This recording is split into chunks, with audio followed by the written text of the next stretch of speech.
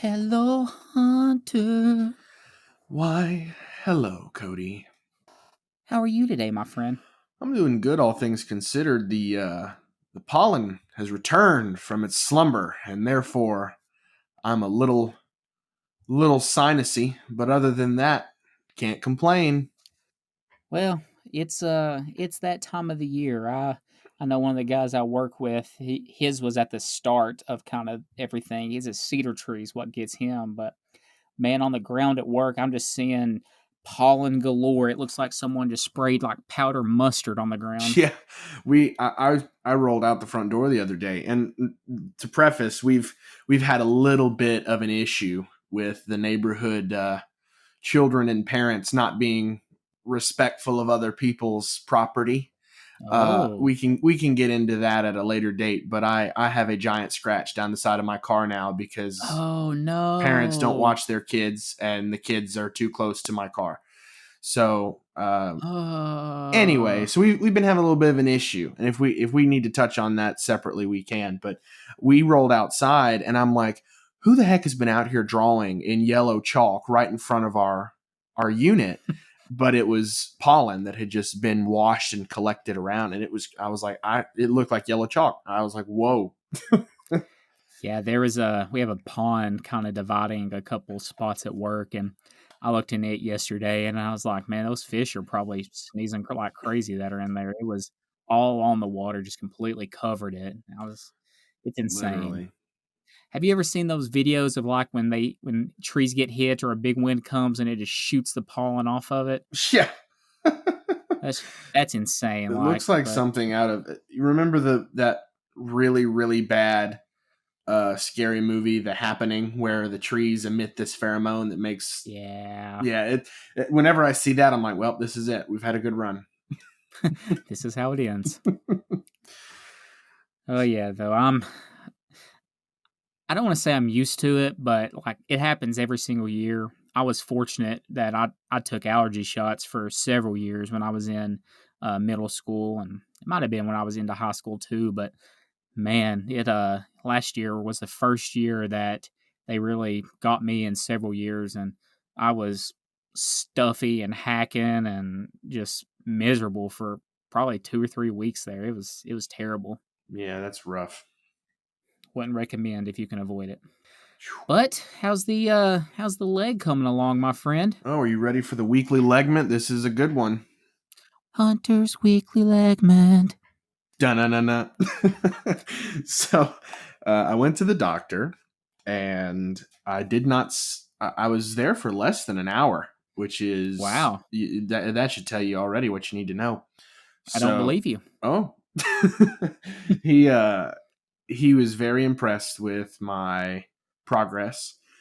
We can see the light at the end of the tunnel, and we have for sure a date. He said in 4 weeks he believes he can release me to put full weight on. In the meantime, he's released me to start physical therapy in the way of getting my muscles awake and getting my motion back to normal, just daily life. He's like, I don't want you prepping for the Olympics. He said, I just want you to be able to move normally and be comfortable normally so that you're ready to put weight on your leg when the time comes. He said, also, over the next 4 weeks, you can slowly and very carefully begin walking with Ooh. your crutches or with like a cane or with a walker, like short distances with your boot on. Like if you got to get up and go to the bathroom, he said, I'm cool with that. Like if you get up, walk to the bathroom and then walk back. He's like, let pain be your guide, obviously. I also asked him if I could do some work in the pool, like walking around in a low gravity environment. He's on board for that. So yeah, we're gonna start weaning onto. I guess that's not weaning; it's more waxing, isn't it? Yeah, it's definitely not weaning. Yeah, I don't know what the correct word is, but I know it wasn't what you said. it's the opposite of weaning. We're gonna start slowly building myself up to walking again over the next 4 weeks. We're gonna start with very basic, just the motion with not a lot of weight on it. then some little bits of weight at around the 3 to 4 week mark, and then at 4 weeks he says he thinks he can let me go to put weight on it all the way. He says my x-rays look great, that he knows that it's not all the way healed yet, but it looks wonderful, and he's impressed. So that's awesome, man. I can see the light at the end of the tunnel. And the funny part is Bree was like, she called exactly what he said. Like, she's like, this is what I think he's going to say. And she like said verbatim what the doctor ended up saying. And I was like, I want to believe you. I really do. But I don't want to get my hopes up because this has been so hard. You know, sure. I just don't want to get my hopes up and him be like, oh, you got, 8 more weeks and no weight on it, So, she was like over the moon excited that number one, we got good news, and number two, that she was right. And I was like, well, dang, let's be honest, that's really what she cared about. Oh no, she was mostly happy for me, but I think there was a little bit of victory in there for her too. So sure for you. That's who she was happy for. First off, can we just talk about how your doctor's a poet with "Let pain be your guide"? Yeah. That's a good line. I'd get that one tattooed if I were you. I'm just going to get it tattooed right in my leg, right on the scar. That'll be great. I mean, that'd be pretty cool. You could really show him how much you appreciate what he did by showing him how you took an already large scar and colored on it. And then I'm going to put his face there too. I mean, he colored on me, so he kind of started this whole thing. He wrote his name all over my leg. I don't know. I guess so he could remember who he was. I mean, I don't know, but someone walks into the wrong room. All right, everybody, let's take out his spleen. I guess it happens more than we let on. But he wrote his initials on my big toe. He wrote it on my knee. He wrote it on my shin. And I'm just like, dude, it's all attached. Like, you're not. You look at your foot. It says, "Do not remove." Remove before flight. Do not remove like the other guy. We can't afford another lawsuit. So I'm going to input my opinion that you didn't ask for. I think that you should get a cane that has a sword in it. So I was looking on Etsy because the guys at work were telling me that I needed to get a pimp cane. And yes, that would be funny, but I don't really know if that would be cool long term. I love the idea. The sword sounds good, but I love the idea of a replica cane from Jurassic Park. You know, the one that John Hammond has. It's got the mosquito in amber. Mm-hmm. I think that would be pretty cool, but they're like $150. So I guess I'm just picturing you being like that meme, call an ambulance, but not for me. And you just whipping the sword out of your cane. Swing. Yeah, I would, I'm not saying that I want to have to use a cane, but if I did, it would have a sword in it. I've already decided. That's fair. I think that's the coolest way you can have a cane. Someone looking at you funny, you just kind of flick it out like you're a anime samurai or something. That'd be awesome. Hello, everybody. Future Cody here. Hunter's dog decided to be a dog for a minute, so he had to step away. Now back to your regularly scheduled viewing. Sorry, I can't remember what we were talking about, but I'm sure you'll remind me. Your sword cane, but it's all right. We can move past it there. Okay. So, what else we got on the candy front? I understand there's been some developments on that also. There have been. I received a package in the mail, which is a way that either a really good or a really bad story starts out. I got a package from my friend, dear friend of the podcast and dear friend of mine, who lives in Michigan. She sent me two different varieties of strawberry candy. The one that she gets from the Meijer, and then one that probably came from the pits of hell. I'm not really sure where it came from. I've never seen anything like it in my entire life. What a jump that was. One's delicious and one comes from the underworld. Well, really, it's funny because it's not that the candy was bad. That's not why I said it came from the pits of the underworld. I said it's that because I've never seen anything like it. Like in all my time researching this, like this is just it's like I'm being messed with. I feel like I'm unpunked a little bit because Ashton this Kutcher's going to come out and everybody's going to laugh about the situation. literally, and so it's like it's like the craziest thing ever. So we'll start with the ones that she got from Meyer. They are our core brand, and they taste exactly identical to the ones that I ordered from Amazon. However, the packaging is different. At first glance, you think that it's the same, but when you are a nut job like me and you have all these wrappers laid out and you're comparing them to each other, the Arcor brand that I bought has a deep metallic red and green, and the little strawberries are like a metallic gold. The Arcor brand that she provided me, it's just regular red, regular green, regular yellow. It's not a metallic wrapper. Candy is the exact same size, exact same everything. Both wrappers are labeled Arcor, but the wrappers are different. So I don't know what's going on here, but these minute details are changing within the realm of a manufacturer. It's not like this company makes them and they look like this. Like apparently you can get some that look like this or look like this from Arcor, but they taste the same. So I'm not quite sure what's going on. They are labeled Arcor. So I kind of knew, and I had to double check. Like I used a control. I ate one of mine, and I ate one of the ones she sent me, and they are the same. Then the one she sent me, let me see. I took a picture. The ones that, and when I edit the video, I'll put them all in there. I'll kind of put visual aid in there for the people who watch on YouTube. But she sent. Let's see here. They're called Marco Polo strawberry candy, and they come in just this really generic plastic bag, and they are bigger. They're a good amount bigger. They're like sideways in the wrapper rather than up and down, like the longest dimension being vertical up and down. Like the Marco Polo ones are the longest dimension is horizontal, so they're kind of like short and fat, but they're still like oval shaped. When you open it up, it is like completely textured. Both sides of the candy are bumpy like a frog's back. And it's weird because they're bigger and they're bumpier.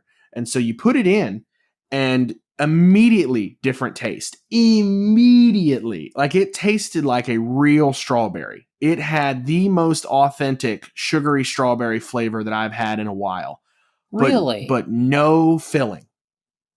So it's just a solid, like, hard candy. Well, it says it's got filling, and there's a hole in the middle. But again, barely anything in it. How many of them did you have? Only one, but you might have just got a dud. You gotta you need to have at least 5 more tonight. Well, maybe, but I'm trying not to get diabetes eating all these strawberry candies.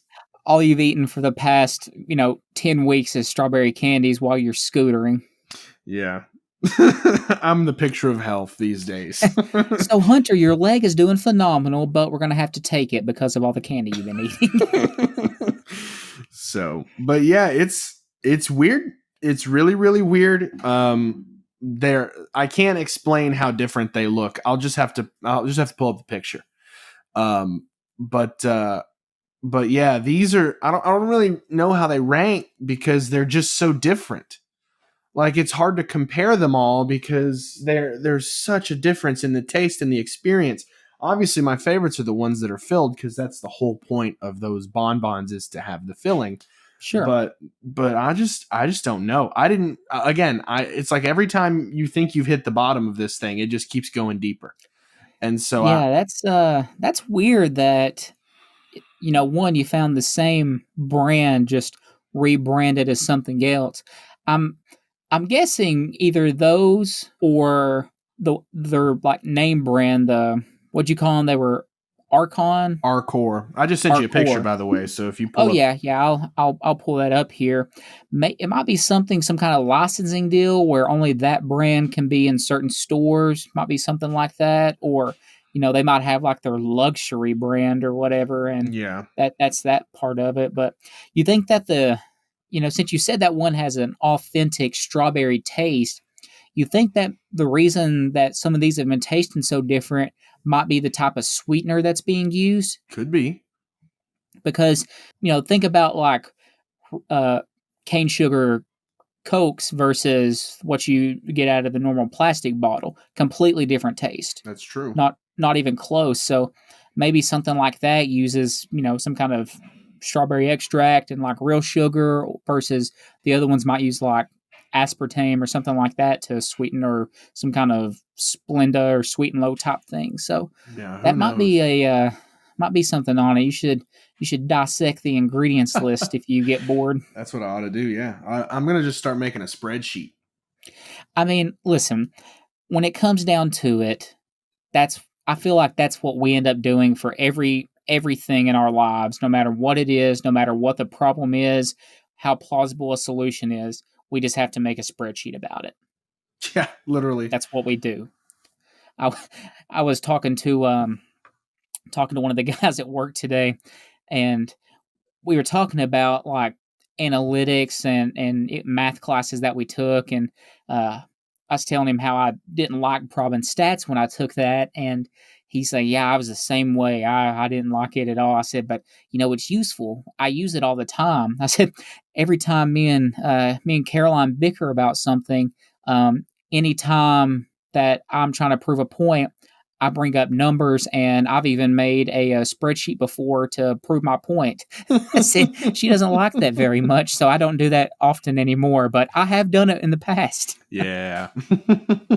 Uh, but yeah, hopefully we can keep going with this candy update, man, because that's neat. You found one that tasted like a real strawberry. I mean, Yeah. it sounds like they were trying to texture it like a strawberry, also. For real, it was kind of a trip because I wasn't expecting much, and then when I popped it in, I was like, "Whoa!"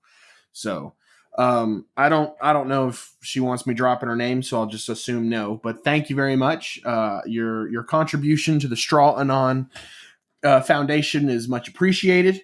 We will continue on in the name of science and a little bit in the name of cultism. So, Yeah, I'm still not convinced that at some point one of us is going to get a call or an email, and they're going to be like, "Listen, drop the strawberry candy stuff."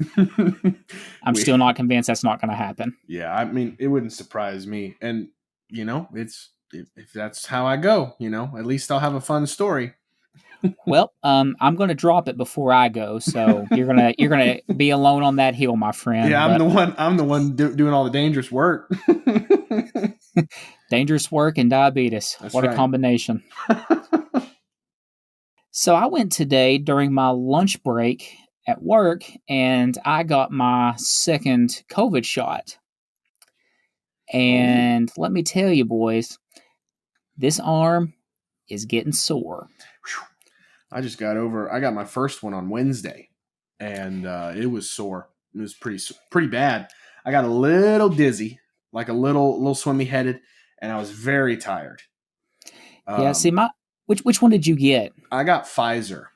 See, that's what I also got. Mine was the Pfizer shot. The first one I got was at the end of March, and it kind of felt like if you've ever had a steroid shot. That was kind of my experience with it. My arm got a little sore. The joint or right at it hurt a little bit when I'd like lift my arm up or something like that. But all in all, I was okay. I don't even know if I had a headache. I get headaches all the time, so I'm not sure if it was from that or just not drinking enough water. But that was all right. So I asked her with the pharmacist who gave it to me. I asked her if with this one I should expect anything different, because the first one wasn't too bad for me. She's like, "Oh no. If you were okay with the first one, you should maybe similar symptoms, but really nobody has anything that happens to them. I've had 3, I think, that have had flu-like symptoms, but everybody else has been fine." I told that to Caroline, and Caroline called her a liar right there in Gondolier. So, You're fake news. You're fake news. That's okay. what you're saying is not true. Like Caroline was telling me when she had hers, like she was just curled up on the couch, just feeling down and just feeling just that bleh feeling when you're sick. Yeah. She said, I was watching a comedy movie that night in bed, and I cried through the whole thing. I was like, Jeez. well. So I have I've stocked up my refrigerator and my Frescas. I Hey, ran there you out the go. other day, but I stocked up on them for the weekend. So I'm prepared to move a total of 50 steps tomorrow, moving from the bed to the couch, to the Yeah. bathroom and back to the couch. So, Bree had it pretty rough with her second one. I honestly, in the middle of the night, thought we were gonna have to get up and go to the emergency room because oh wow. she and it came on as quickly as it went away. Almost, Hmm. you could almost have snapped your fingers and marked the change, but she went from feeling a little down, not like down like sad, but like a little. She felt very, very hurt. Yeah, she was real insulted. Um, she felt like a little blah, and then she said that it felt like her head was going to explode, and she just didn't want to move, and like it hurt to do everything. And I thought that it was an extreme side effect. I mean, she's pretty little. She's a whole foot shorter than me, and probably half of how much I weigh. I don't know, but Now you're um, treading on eggshells here with my friend. So choose your so next words carefully. the point is she's little, so I think she had a pretty extreme reaction to the vaccine there. And once 24 hours passed, I mean, like you could again snap your fingers, she's just back to normal. Just felt fine. And that's what I've heard from everybody who's had, and I've heard talk to people who had the Moderna, who've had the Pfizer, and who had the J&J shot. All of them said that um, they had the shot, they felt kind of crummy a few hours that day. The next day, they felt absolutely terrible, Yeah. and then it was almost like like that 24-hour mark passed, and immediately they felt better. It's like nothing happened at all. Yeah. I'm hoping that it's kind of like a brain freeze. You feel really terrible and think you're dying, and then it's just gone. So I'm hoping if I do feel bad, that's what it's like. But yeah, I've got the bottle of acetaminophen over here and Zofran's in the drawer. So I'm doing my best to hold out as long as I can. But because at this point, I had it at about 12:45 today, and it's 9:50 right now. So I'm holding out as long as I can. Really, my arm's the only thing, and I feel kind of sluggish, but no real pain in my head, or I don't feel sick or anything. But Fear not for whom the yeah, bell tolls. yeah, I'm waiting for it, man. You best believe as soon as something happens, if I'm still awake, I am just popping every single thing I have over here prepared for this. I'm one of those people, and I know from this rugged exterior, if you know me, that you wouldn't think it, but I'm convinced anytime I get sick that I'm on heaven's front door, just waiting to go on in. So Elizabeth, call me home, if you know what I'm Yeah. talking about. There, it's I don't do well when it comes to that You stuff, wouldn't be but dramatic, um would you? um. Have you met me, dude? I'm as keen and able minded as they come. But yeah, I'm prepared for the weekend to say the least. I bought a bacon eat pizza, bought my Frescas, and There got you some go. leftovers in the fridge. So I'm planning on playing the Switch and sleeping the Just whole bunker weekend. down like a bear in hibernation. Yeah, the worst though, I'm really not looking forward to it. Is everybody's told me they get the chills Ooh, no from their thanks. second shot, and me being somebody who absolutely hates the cold. Um, I'm not looking forward to it, but Mm, my dad told me that what you need to do is just run you a hot bath or a hot shower when you get the chills, and just kind of let that heat everything back up. He said yeah. that's what he did, and he didn't shiver one more time after that. So that's my plan. If I start getting that way, I'm gonna just go sit in the bathroom for a little while. There you go. But yeah, that's my experience so far. His shoulder's hurting, man. It's getting to the point now, like I could just, it would only hurt when I lifted it above my head, but now it's like even when I just raise my arm on the side, I can really feel like the muscle is just really, really Yeah. tight right there, and it's almost like it's pinching or something. Mm, So I I imagine that this is just the calm before the storm comes. So yeah. Well, it sounds like you got everything set up, so Yeah, hopefully you but don't. if I die, then you're in charge, and you have to just find you a new co-host. I can do that. Yeah, so We'll I'll soldier do on my without best you. not to die. Yeah, or you can ride it solo, man. You can have, if I die, you can have 100% ownership of this thing that we have no real stake in. So Who will I talk to? If I talk to myself, people are going to think I'm crazy. So let's just not go with that plan. Hunter, I'm just a figment of your imagination. I knew it. This happens so many times. The last one told me to murder everyone. So, you know. Murder everyone. Well, dang. This Two of them now. But yeah, so I'll update next week with how my experience went. We strategically planned this here for me to talk about what it's like, having it for a few hours, but not have to try to record this during the weekend. So yeah. So that I guess that covers me there. I don't have anything else. You have anything else you want to talk about here? Oh, I did a fun little win for me. So as we know, I collect Transformers. Really? Yeah. Huh. So there's a difference, and just not to get into the whole thing, there's official and then there's third party. And official Transformers are made by Hasbro or Takara, and they are licensed, and they are called like Optimus Prime or Megatron or whatever. Those are the official licensed ones.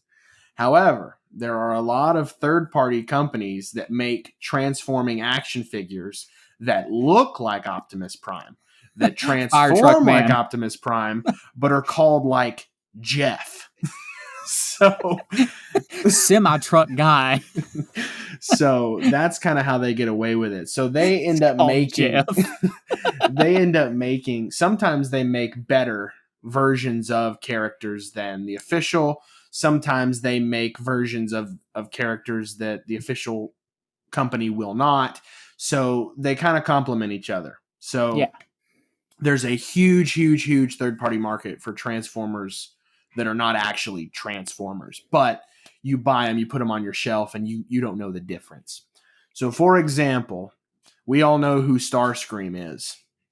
Starscream has two buddies, Skywarp and Thundercracker, that look just like him. Skywarp is black and purple, Thundercracker is blue and red, but they all are identical looking.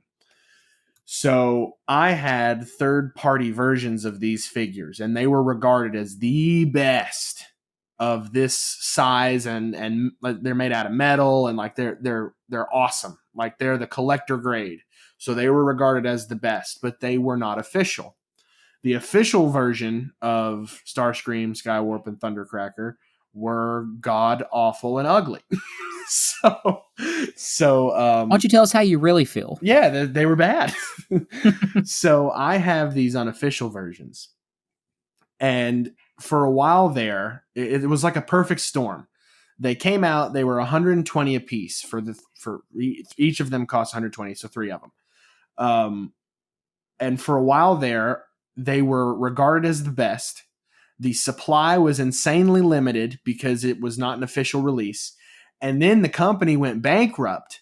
And so the chances of getting these re-released like dropped to zero. And so these $120 figures were regularly going for $300 a piece for a while there. But I wasn't interested in getting rid of them at that time because I'm like, why would I do that? They're the best. Sure. I've got them. They're hard to get a hold of. Why would I do that? They'll only increase in value. Literally. So the official company, Hasbro and Takara, they release that they're doing a new version of Starscream, Skywarp, and Thundercracker, and they look flawless. So I'm like, all right, somehow I'm going to have to offload these ones that I've got, and I'm going to have to get on board with these new ones, these official ones. So naturally, when the promise of something new comes out, any competition, the price drops a little bit. But long story short, I was able to sell all three, and they went within like a day. I was able to sell all three of them for $200 a piece. So I made a $75 profit on each individual figure.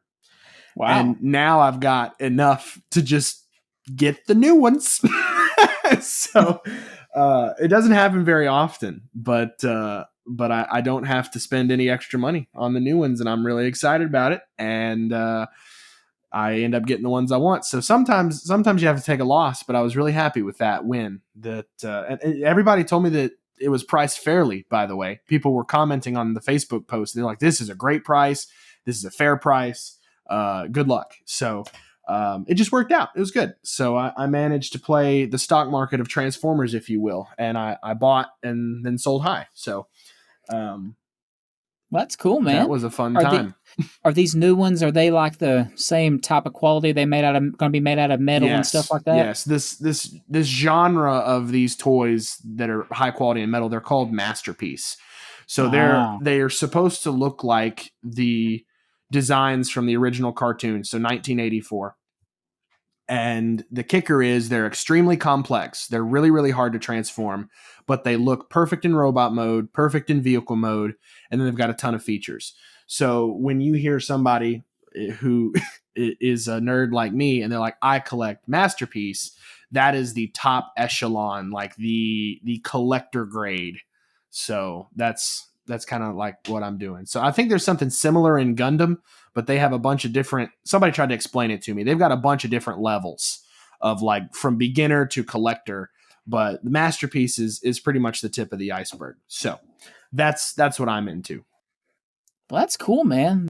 It's always good whenever you can see like the main companies when, even if it takes a while, when they realize that they have they just made an inferior product. And, obviously they're jumping at the situation now that another company went bankrupt and whatnot. But it's always good whenever you can get like the official of that really good quality after it's not been available before. Yeah, I'm super excited about it.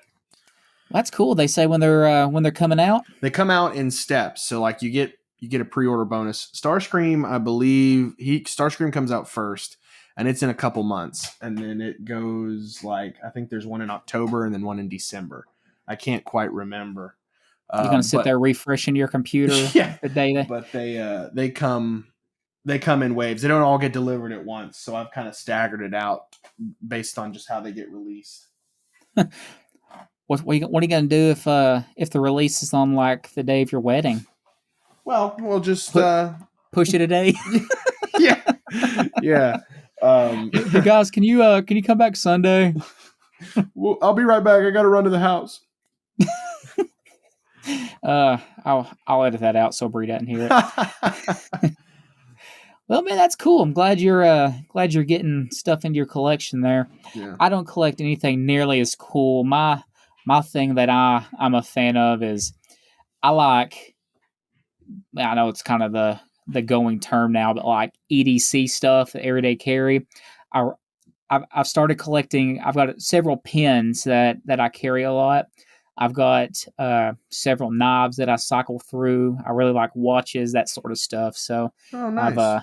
I've just bought my first bolt action pin, and anybody who I talk to one-on-one, I'm trying to segue into showing them my awesome new pin so they can admire it with me.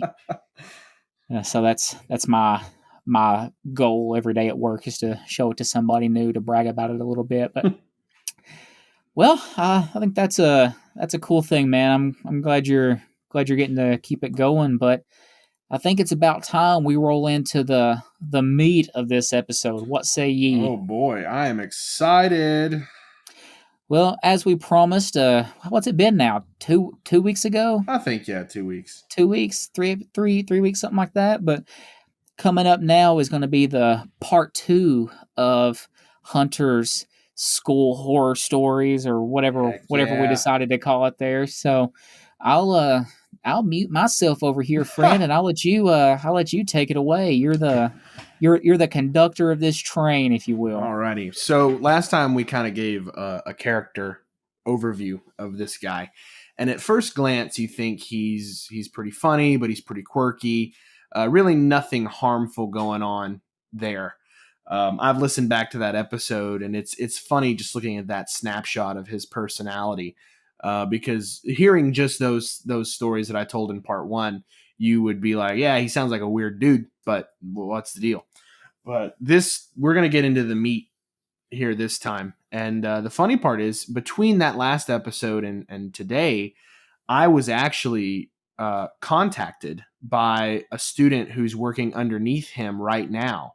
And he contacted me asking for advice because the cycle has continued, and he has basically pulled the same stunts he did with me on this guy. Oh And no. and it's a little worse, actually, to be honest. Like, um, instead of just being difficult, he's really screwed up his grad school, and pretty much he pretty much botched his whole thesis. So Oh I don't no. want to tell that guy's story because that's his deal. But this student contacted me, and he's like, I know you've got experience with him. Let me tell you what's going on, and will you advise me? And so I ended up talking with him for a long time, and he's fed up. He's very frustrated. Um, and so it's for people who are like, oh, why are we ragging on this guy? He's still up to it. He's still up to just laissez-faire, throwing monkey wrenches in everybody's life and causing some damage to people's success. And I just think that he should not do that. So this I is mean, my that's one of those things that it's like that's his future. I yeah. mean, grad school And and as you messing know, up a thesis. Ugh. he tried to mess with my future. The culmination of this story, the basically the straw that broke the camel's back for me. I had to make a decision if I was going to let him affect my future or not.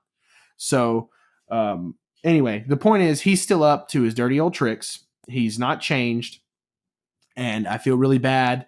But I'm thankful that I've had these experiences because I can now help people who don't know any better. And these are people who will reach out to me and say, listen, I need your help. So if there's any bit of silver lining that can come from all this, there's that.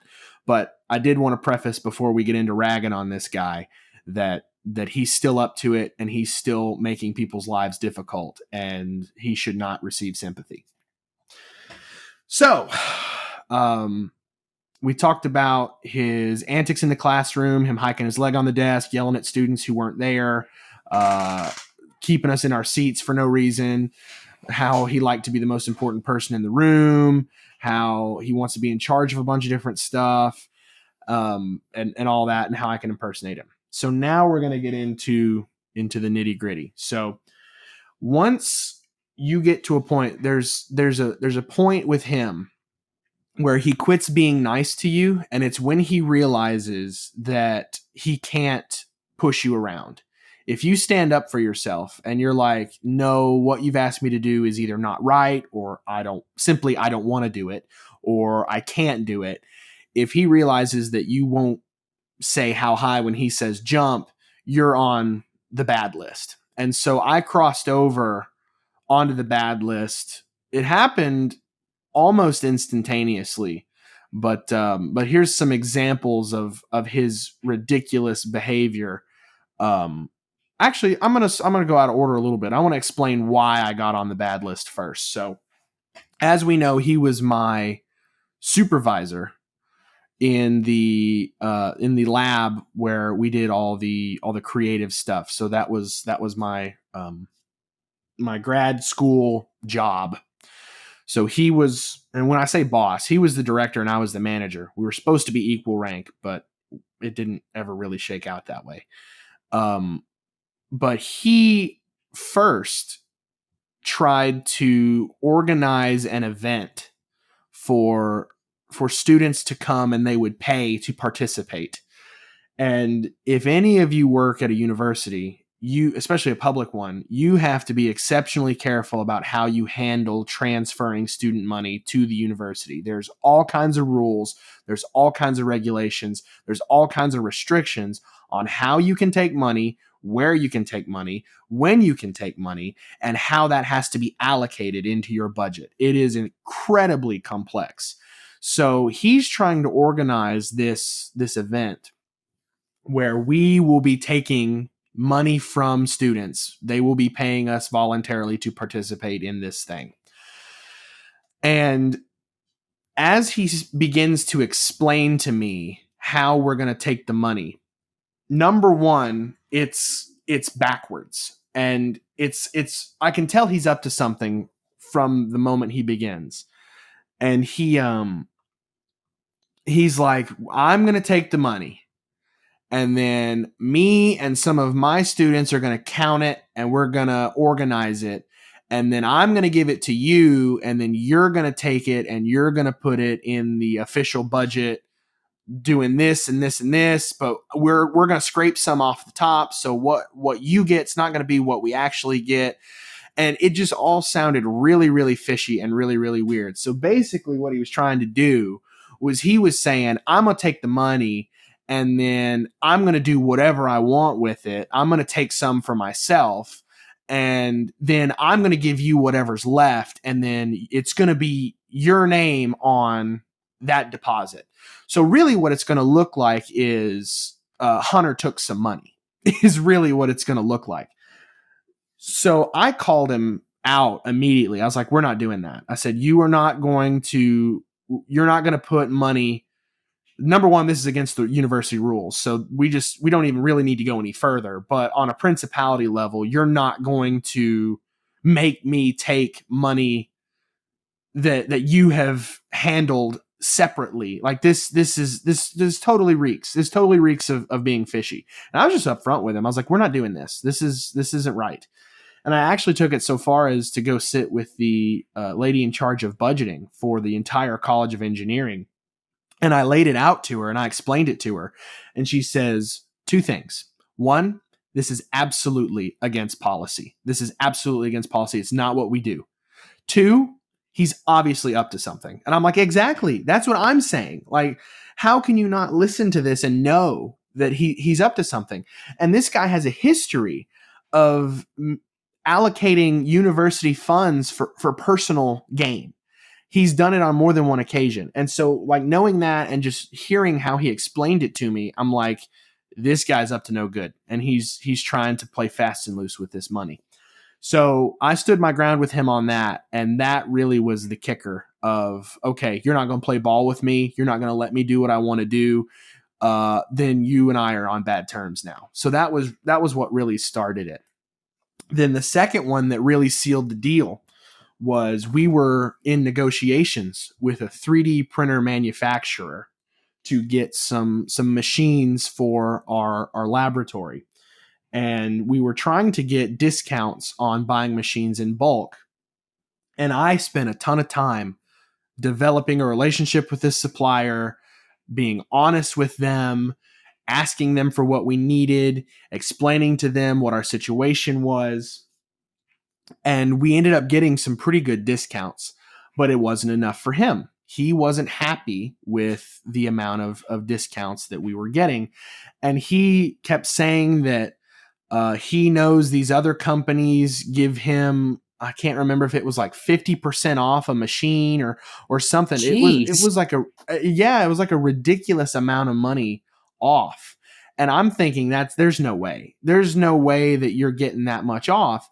No. And so he and again, my job was the supplier relations. That's what I was doing.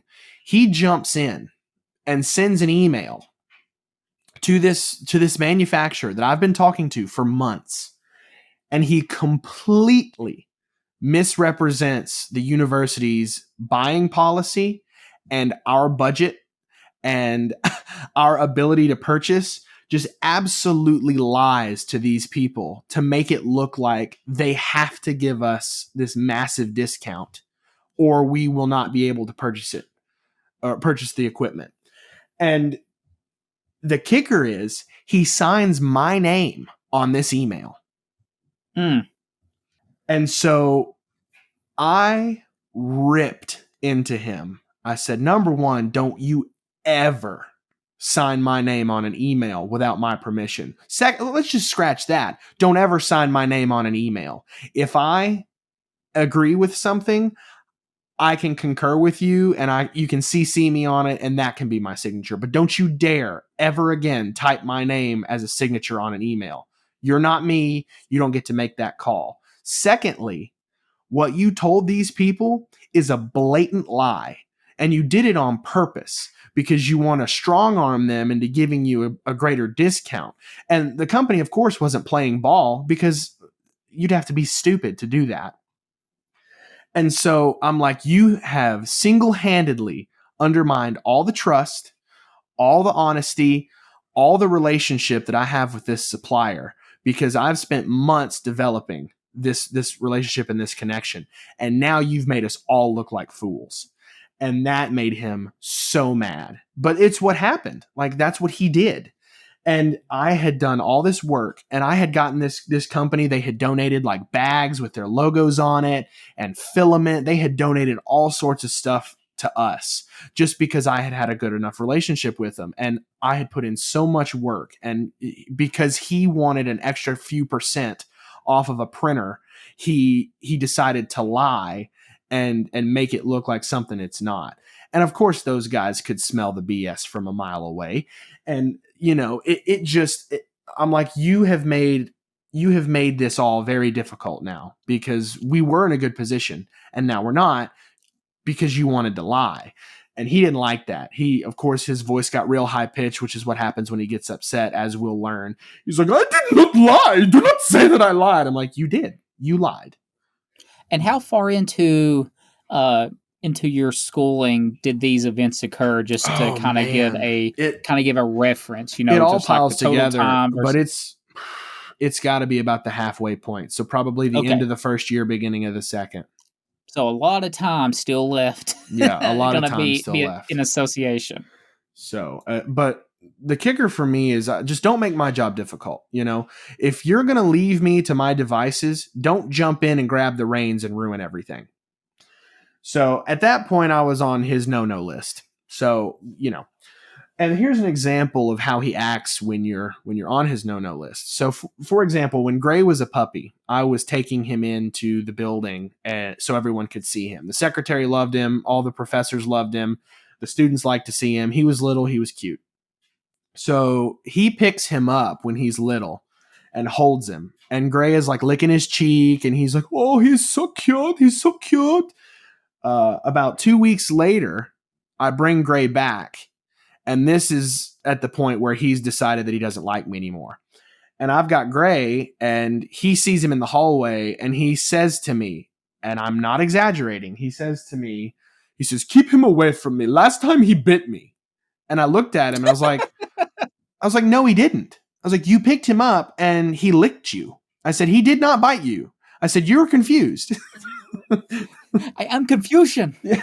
Like you're thinking of another dog, because Gray did not bite you, because Gray doesn't bite anybody. He doesn't bite people out of anger. Like he'll chew on you because he's a puppy, but he didn't even do that. Like I was like, so you're wrong. Like you're confused. And of course he's like, no, he did. He bit me. I'm like, oh gosh. So public enemy number one over here. I can just imagine. Keep him away. He bit me. No, all he does is lick and talk. Literally, that's it. So we also, for some reason, got a wild hair up in the ordering department, and somebody thought it would be cool to order these things called pancake bots for the lab, and they are, gosh, they're the worst thing ever. Not if only your management, the worst thing ever. Not only was it stupid, it was a stupid concept, but they blew our entire summer budget on these stupid things, and we couldn't buy filament to print stuff for students that had summer classes. And I had to explain to every student, I'm sorry, we're out of filament. Somebody in the higher ups thought it was a good idea to buy a thing that makes pancakes versus our printer. And buying filament. You can have a pancake, but you can't have anything real. It was the most frustrating thing ever. Just absolutely zero foresight to think, hey, are we going to have enough money to get through the summer? They just were like, knee jerk, let's buy a thing that makes pancakes. So this thing is a very crappy 2-axis system that you can program in, and it makes pancakes in shapes and whatever. Like you've seen the videos on Facebook where people have the little squirt bottles and they make like Mickey Mouse or Pikachu or whatever. This automates it. And it did not work. It was very, very hard to get a good pancake out of it. Most of the time they were hash browns, because They were hash browns. It just didn't do anything. But Oh, but this guy, this professor, I keep wanting to say his name, but I'm not going to do it. This professor absolutely fell in love with the idea of us serving pancakes and doing these events where people would come up to the lab and do a pancake breakfast.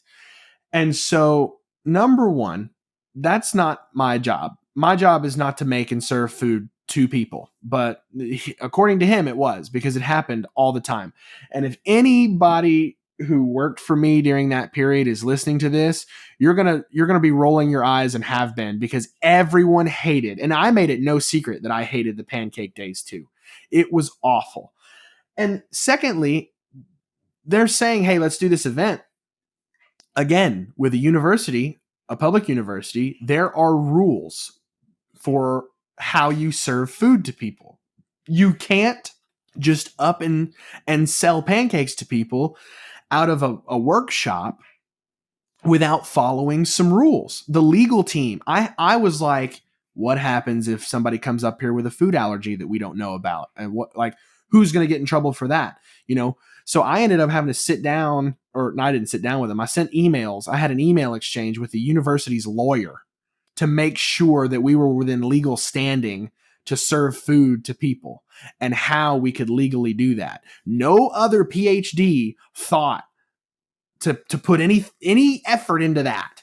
They're like, yeah, let's sell and serve pancakes. Nobody thought about the safety. Nobody thought about the prep. Nobody thought about how we should clean everything. Nobody. That was all me.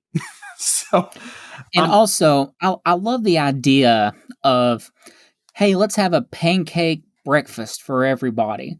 When I make pancakes here at home, I try to use the griddle top, and I'm making like 8 pancakes at a time, and I'm pouring it out, flipping them after a couple minutes, and then they're done.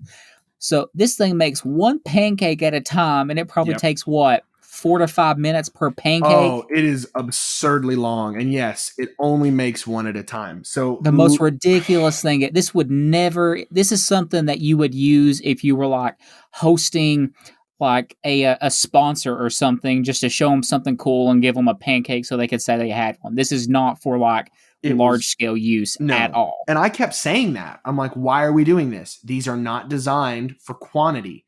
They're a one-off little thing. And so what I ended up having to do was I had to make a bunch of normal pancakes in advance, and then I just put them on warm hold in the microwave so that when the students came up to participate in this thing, they didn't have to sit around for 20 minutes to wait on 1 pancake. So it was just the most ridiculous thing ever. It was completely tone deaf. There was no thought into it. I literally had to do everything, from making sure that we were cleaning everything appropriately, that we were within our legal standing to sell and serve food, that we were able to do it, from mixing the batter myself to making the pancakes myself. It just was a complete departure from what we did normally in that laboratory, and it was absolutely ridiculous. But he kept making us do it because for some reason he loved it so much, and I think a little bit of him really liked watching us scramble around to make food. You basically ran a restaurant. At the end of it, there it ended up being not very popular. But it ended up being not very popular. And at the end of it there, most of the students who were coming to this thing were his students. And he was saying, you have to go to this for credit in my other classes. So I see. It just ended up belly flopping. It was the most ridiculous thing ever. If I could, I would have thrown those things in the dumpster, but I don't think I could have gotten away with it. And wasn't one of the other professors that's there at school in the chemistry area, didn't she also kind of love this thing? Yes, she, amongst other crimes against humanity, she decided taking down Spider-Man.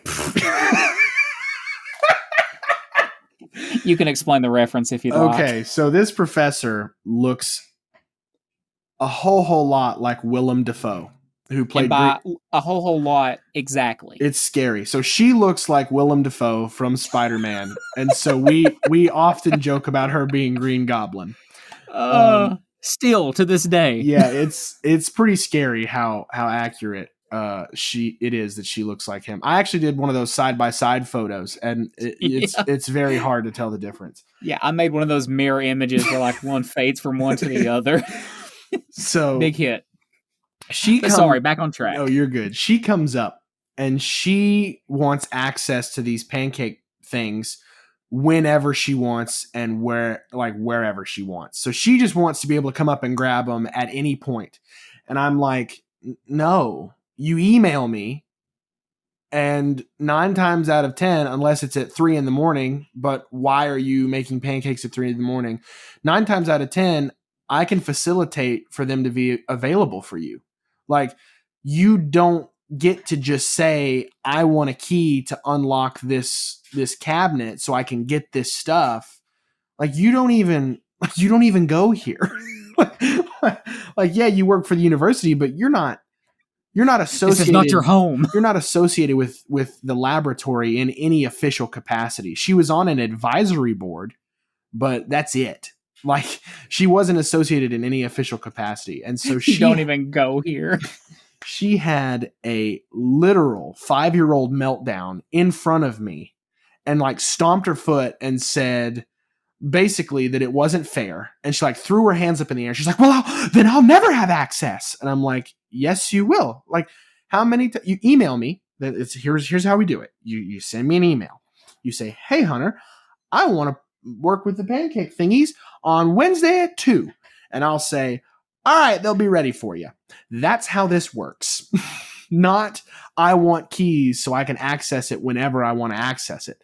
It was just absolutely ridiculous how much controversy and stupidity surrounded these dumb little plastic pancake machines.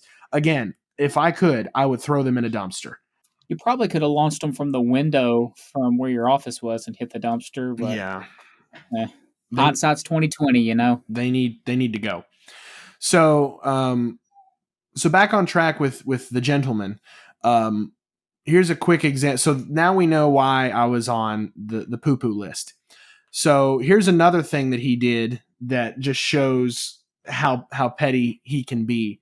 So I was working in collaboration. So my laboratory was separate from any department, but I was working in collaboration with the manufacturing engineering department, which just so happens to be where this guy works. But the guy in charge of the machine shop is a good friend of mine. And he said, hey, Hunter, I've got money in the budget to buy some 3D printers. Will you help me pick them out? Will you help me set them up?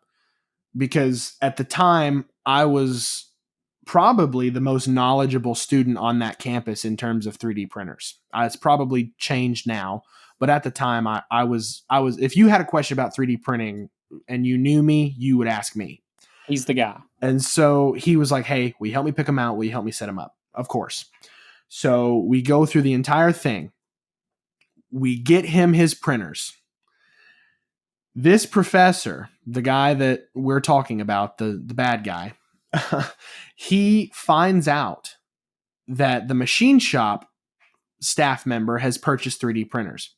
And he goes to him and he demands to know why that guy did not involve him in his decision making. Well, the truth of the matter is, as we know, he can't even operate his own CNC machine. He's gloriously incompetent, is known to break the rules. So, of course, you're not going to consult him. You're going to consult me. And so that's ultimately what machine shop guy says. He's like, these are my machines. They've got nothing to do with you. I'm going to pick out machines for me. They're not yours. It's not your money. You don't get to be involved in the process. And that makes him angry. So this professor goes to the department chair and says, machine shop guy is disrespecting me and mistreating me because he's not listening to my opinions on what 3D printer we should buy. Reminder, the printers have been picked out, set up, and installed. They're there. It's done. At this point, he's putting the the wagon way behind the horse. Like, he is way late to the party. The wagon's still at the barn right now. Yeah, he's way late to the party. And so the department chair calls machine shop guy, bad professor in, and machine shop guy and bad professor. They're not the same person. So he calls both of them in and he says, how can we get this alleviated? How can we reach a consensus here where everybody's happy? And bad professor says, I will not be happy and I will not stop complaining about it until you send those 2 printers back and I get to pick which ones you want and you have those in your machine shop. This grown man said, I will not let it go until you return the thing that you bought with your money For you. And pick out what I want. For you. Can you believe that? That is just the most absurd thing that anybody. And this is like we said, this is a grown man who is in a meeting with another grown man and his boss. And his grown boss. Like, this is, and it's not even his stuff. That's what's so bad about it. It's not his money. It's not his space. It's not his equipment. He has no bearing over these machines at all. He just got his feelings hurt because he wanted to be the one to pick them out because he felt like he was the most knowledgeable, but he wasn't. Absurd. So, absolutely absurd. The whole situation. Okay, so here's the kicker. Obviously, all this points to the fact that he's just incredibly difficult to work with on purpose if he does not like you. I've got some. This is all related to the one guy. I think we could squeeze a part 3 out later on down the road with some of my other horror stories that aren't related to Bad Professor. Easily. But here's the last. Here's the last one. The culmination of Bad Professor. So Bad Professor is still in the management structure with me in the lab. And he is on my thesis committee, which means he gets to say yes or no if my thesis is good. And a yes or no on if your thesis is good directly translates to yes or no, you can or can't graduate. So needless to say, he was one of the voices that could thumbs up or thumbs down my ability to graduate with my master's. So all this has been going on. I've been keeping my eye glued on him like a hawk because I'm like, he's a loose cannon. He obviously doesn't like me. He's willing to do whatever it takes to make life difficult. I need to keep an eye on him. But this is the straw that broke the camel's back. This is during COVID. COVID has just started. I'm working on my research, which involves working with a 6-axis robot arm in the manufacturing engineering building. I'm working with Machine Shop Guy, which as we now know, he didn't like him either, and another student. That's our group of people who are working on this thing. The 3 of us are sitting in this area, but we're all socially distanced. We're all being very safe. And again, this is before most of the guidelines came down because we didn't really know what was going on with COVID. But we certainly knew that you weren't supposed to travel outside of your town. And the university had a strict no travel policy in the beginning of the pandemic unless you had explicit permission from the department chair. The department chair could say, okay, yes, this is fair. You can travel. So Bad Professor, for some reason or another, goes to Nashville and then brags about it. And is like, I went to Nashville. I hope I didn't catch the virus. And we're like, you're not supposed to travel. You don't have permission to travel. You're not supposed to do it. And now there's a chance that you've got it and you're exposing us all to it. So this happens. He comes, we're working on the robot. He comes in and pokes his head around into the robot area, just being nosy. And he literally says, oh, I didn't know who was back here. I just wanted to see who is here. So that's for no reason. He comes back to poke his nose into what we're doing. He's not on the project. He just is curious. Then we find out he'd been to Nashville. And so Machine Shop Guy finds out about that and is like, that's not cool. That's not policy. I'm going to have to tell somebody about this because he's broken the rules. And now he's probably exposing us all to COVID, which at the time we didn't know much about. And we were trying not to get it. So the next morning, before Machine Shop Guy can say anything, Bad Professor brags to the secretary of the department about how he went to Nashville and how he went and got some parts for headbands for the face shields, and how basically he's a hero. So he's there tooting his own horn. But instead of falling on the ground and worshiping him at his feet, which is what he wanted, the secretary's like, why'd you do that? We have a no travel rule. You did not get permission from our boss to travel to Nashville. So what were you thinking? And why are you telling me that you traveled when you shouldn't have? So he doesn't get the praise he wants, and so he's getting scolded. And his thought as an adult man is to pivot. And he says, well, Hunter was in the lab last night working on his robot, and he was with 2 other students, and they were all piled on top of one another. And if I didn't know any better, I would think they were all homosexual. Just going to let that fired immediately. Literally, anybody else would be fired immediately. Immediately. He's not. He's not fired. He's allowed to stay. So I find out about this from Machine Shop Guy, because Machine Shop Guy was there and listened to it. And I immediately start making phone calls. I'm like, this is it. This is the straw that broke the camel's back. Because if you're going to, I wasn't even bothering you. You came back to look at my work. And then you're gonna use a derogatory term. You're going to use that term that term in a derogatory manner, unprofessional, completely uncalled for. You're going to use that term in a derogatory manner at a student for no reason. I'm like, you're gone. There's no way you're going to have any bearing on my future and my success here at the university. So I get on the phone with the graduate studies office, and I explain what happens. And they say, absolutely, for sure, that's uncalled for. He needs to be removed from your committee. Well, I said I wanted him removed, and they said, yes, he does. He needs to be removed stat. So here, we're going to get you the paperwork. If you have trouble getting the signatures from everybody else, you let us know and we'll step in. So then I let the dean of the College of Engineering know what's going on. I said, listen, this is what's happened.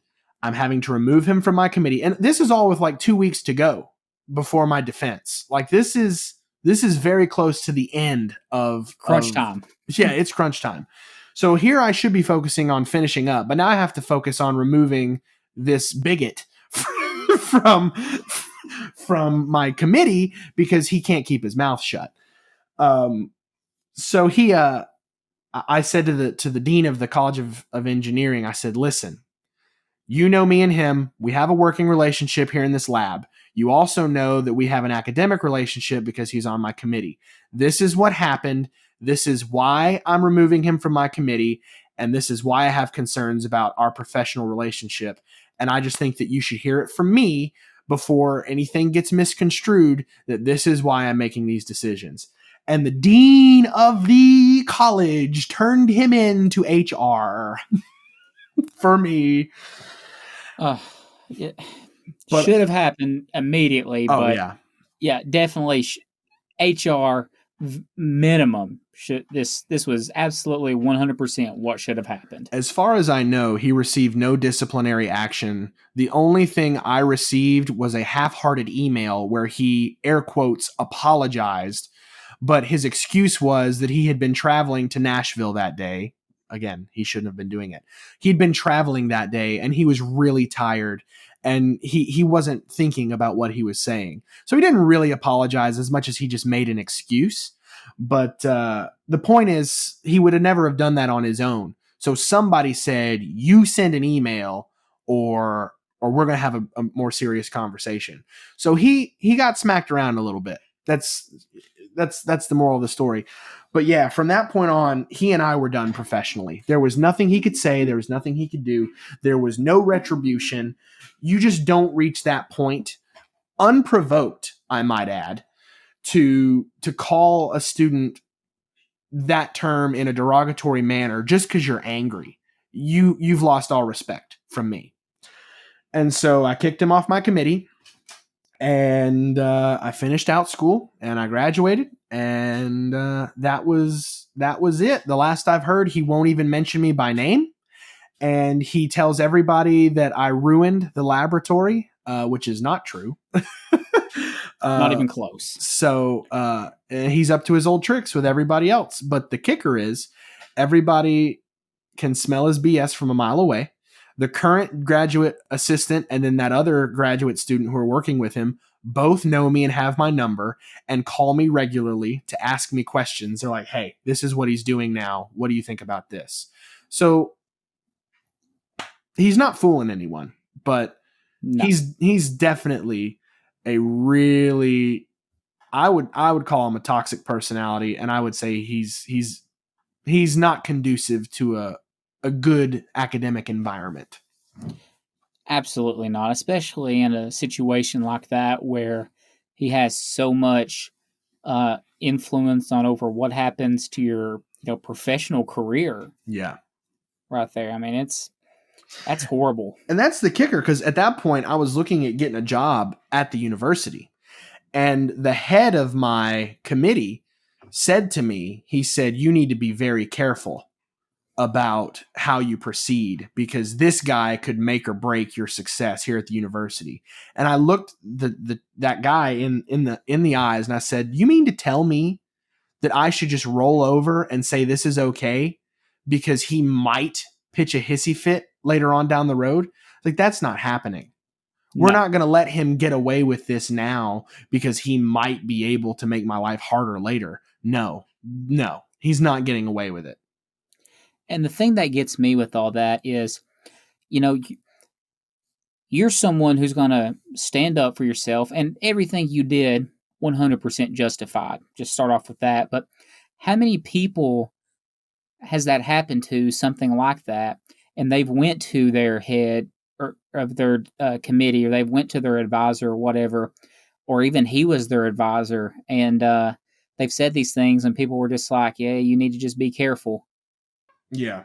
I mean, I feel like when you just openly do things like what was done to you, that's not something that you've just started. Like, you don't just jump right to that level. You found what you can get away with, and what to do to manipulate people. So yeah, that's just really what it made me think of, is how many people had that happen to before you that didn't have the support or the gumption to go and to stand up for themselves there. Right. The kicker for him, and this is what I tell everybody, I'm his worst nightmare because I hold him accountable for things and I stand up for myself. Everyone else that he's manipulated and done stuff like this to have rolled over and let him do it because he promises them that he's going to make them successful. But I knew that I could do it without him. And I knew that his promises were empty. And that's, I think, the part that really made him angry, is that he knew he couldn't control me and he couldn't get me to do whatever he wanted. And it'd have been different if he was like, hey, will you help me with this? That's a totally different conversation. Of course I'll help you, but don't manipulate me and don't twist things around to where if it blows up in my face. Not happening. Absolutely not happening. And it's something else that's kind of funny is how, you said things were all hunky-dory, before that. He's just kind of quirky, and then, there's a point where everything snapped. I had a job interview, different place. It was before I got where I'm at, and one of the people on it was a former student of his. They were on that committee, and they just spoke so highly of him and gave him so much praise. And in the interview, I didn't work with the man directly. I was a fly on the wall for a lot of stuff, and heard it from Hunter and some friends and whatnot. But this guy spoke so highly of him, and I was just thinking, man, if you only knew. If you only knew. Yeah, it's nuts. It's nuts. But you know what the good thing about all this is? Funny it's stories? Over. Oh yeah, it is over. Funny story is a good thing too, and this is the less fun part of it all. But yeah, it's over, man. You Yeah. don't have to deal with it anymore ever again. The only time I do have to deal with it is when I'm guiding other lost souls. I feel like a Sherpa. I'm like guiding people to the top of this mountain. I've got like my sheepskin hood on and my big staff, and I'm walking them up to the top of this mountain. I'm like, "Go, my children. Do You're not basically go in my Gandalf. footsteps." You're Gandalf right now, just Exactly. guiding these hobbits to throw the ring in. I can be Gandalf. I'll be okay with that. Onward, you fools! I mean, he basically is Sauron, so I guess.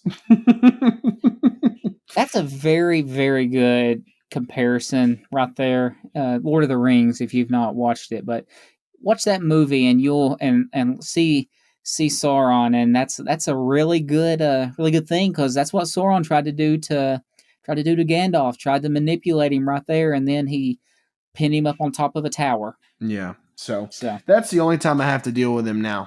And is helping other people get around the obstacles. And if I can use my hindsight and the things I've learned, am I a little bitter about it? Yeah. Should I be? Probably not. It's not good holding a grudge, but it's a character flaw. I hold things, and I'm working on it. But but but I can definitely use it for good and help other people. And the feeling of helping other people through it, because I didn't have anybody. I just had to figure it all out. But these people, they're so thankful, and you can just tell they're like, "Oh my gosh, thank you." And so I'm glad that I get to do that for other people. and you know the thing about it is he does research. We work in the place, but like in industry, but man, as an engineer, first off, I feel like it's what we do, everything that we do should be for good. You know, and I know that sounds the cliche superhero thing, but Right. as an engineer, our job and our goal should always be to just make life better all the way around. He works at a university, does research, all that. We work in the industry and everything. But especially if you're in an academic environment, okay? This isn't a place where you're just working with peers. You're literally supposed to be training up and helping and all that for the next generation, next group of engineers coming up. And man, I just feel like based off everything you've said, it's just all about him, and that's the worst part about it is he's in a place where you know he's a very knowledgeable man. He's very I'll say his research is good. He goes to conferences, presentations, gets a lot of grants and stuff like that. So he could do so much to I think help upcoming engineers, but then stuff like this happens all Yeah. the time. He's definitely disconnected. He's gotten he's found his success through manipulation and politics at the university, and that's a whole nother topic for a whole nother day. Oh Because yeah. once you get involved and you work in the university, I got to see the ugly underbelly, and it's not what the billboards say, putting students first. It's about putting money first. And Yep. the only thing that really spends at that place is cash and the ability to manipulate your way around.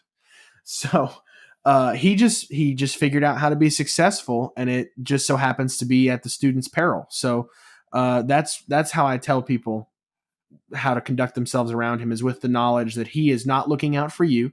He's looking out for himself, and he'll manipulate to benefit himself. And he may say that he's there to help students, but he's not. So that's Mm. that's how you get started in dealing with people like that, is knowing the true motive behind there. So that's how he found his success, is manipulating and doing his research. And he's disconnected from current trends in industry, and he's just in his own little bubble of university politics. And I think academia is suffering, and people's success is suffering because he's profiting off of the game of politics. Yeah, and it's when you're there. I get it. The university, they want the prestige, they want the top students to come there, they want the awards and everything, and that's okay. but man, you're still an academic environment first, or you should be, in my opinion. That should be your main goal. But yeah, man, it's like you said, it's come down more to the dollar than it has for the schooling and the training, and Yeah. it's a shame, but man, that's just the way things are right now. Right. But as long as people know what they're getting into, that's what I told people. I'm like, I'm going to tell you my story, but I'm not going to tell you not to do it and not to pursue a master's or not to go to the university. I'm not going to tell you that because it's you. I said I'm going to tell you what my story is and what I experienced, and if you think you can handle it, then I encourage you to go for it. Yes. That's how I do it. Yeah, and if that's what you do, and I think this goes for if you want to get a graduate degree in any field, we're engineers, but if you want to get in any field at all, uh, that's what you got to expect, man. You gotta be able to stand up for yourself there, but you don't have to play the game, but you have to understand it.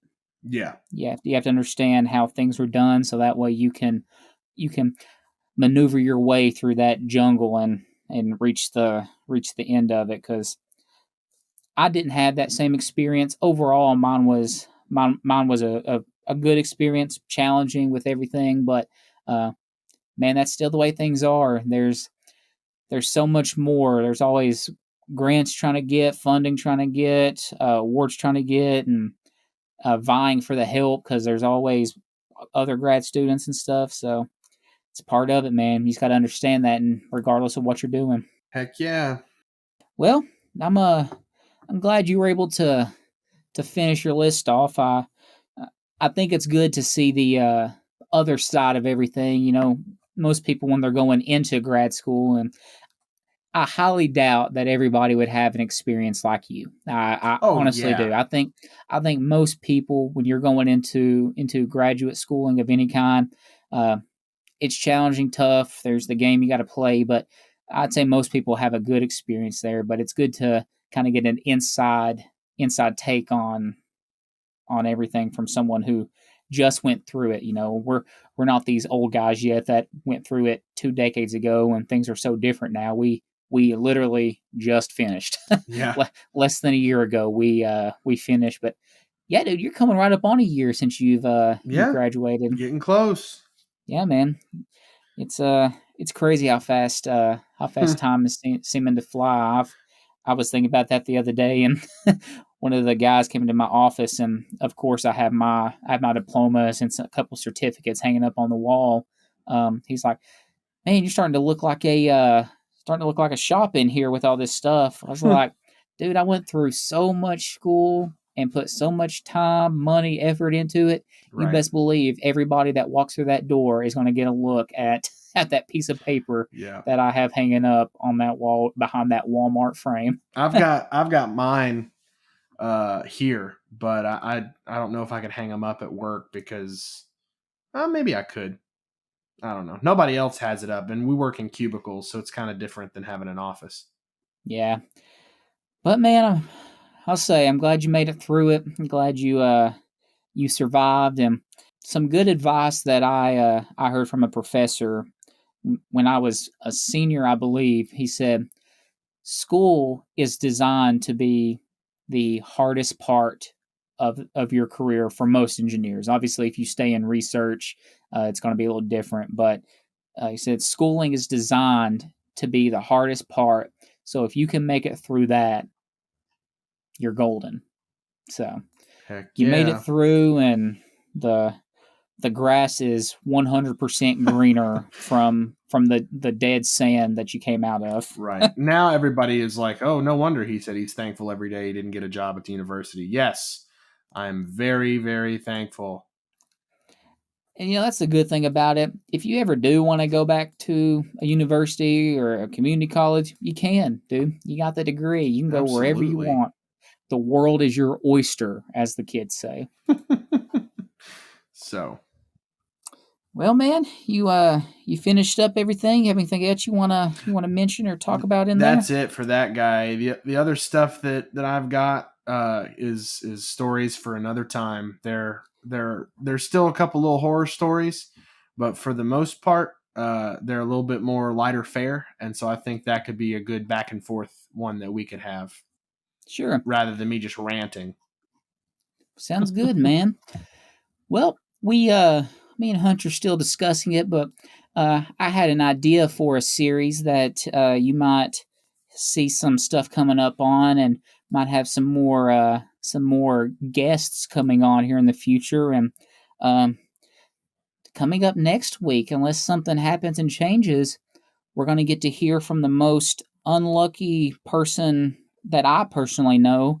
And you're going to hear from her live in the flesh. Well, live for us, but she'll be on the podcast. So Kylie will be on next week, and get to hear a little bit from her. And like I said, be looking out. We're still working through some other stuff. We got some big stuff planned, and you know the drill. We're on Spotify, so if you're listening somewhere else and that'd be a little easier for you, go listen on there. Just sheer and utter nonsense with an ampersand. We're on YouTube still, putting the videos out and on there. So if you want to pull that up, we have the Twitter page. Go and follow that. Post the videos on there and try to do a little interaction throughout the week. And eventually we'll have an Instagram page made up, so you'll be able to see some snippets coming up for the next week. But if you're on Spotify, go ahead and follow us if you like the stuff. It's pretty neat, Hunter. We're looking at the analytics. We've got people from literally Washington D.C. all the way to Washington State listening to our stuff, and tons of places in between. And it's neat to get to hear people from literally all over the country and get to see them listening to just this literal bunch of nonsense that we put out onto the interweb, as my dad says. So the interwebs. Yeah, interwebs. It's neat to see, man. I'm glad people are liking it. Follow us, like everything. You know the drill on YouTube. Like it, hit the bell, subscribe to us. It helps us get seen, and if you like it enough, share it so we can reach a broader audience. We're not doing this for the numbers. It's always good whenever you get to see people actually liking your stuff and watching it and listening to it. But like we say every time, we're just here to make you laugh. So I think that'll about wrap us up here, my friend. It's been good talking to you. Been good talking to you. Well, hopefully I don't croak out and enter into heaven's gates this weekend, but we'll see what happens and update that next week. But I guess that's all we got here. So I'll talk to you real soon, my friend. All right, man. We'll see you later. Thanks for listening, everybody. Bye-bye. Goodbye.